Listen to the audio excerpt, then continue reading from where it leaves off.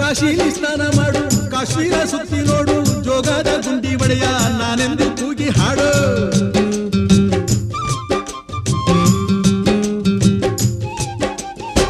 ಅಜಂತ ಎಲ್ಲೋರನ ಬಾಳಲ್ಲಿ ಬೊಮ್ಮೆ ನೋಡು, ಬಾದಾಮಿ ಐಹೊಳೆಯ ಚಂದನ ತೂಕ ಮಾಡು.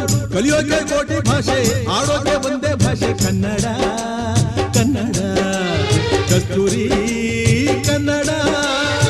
ಹುಟ್ಟಿದರೆ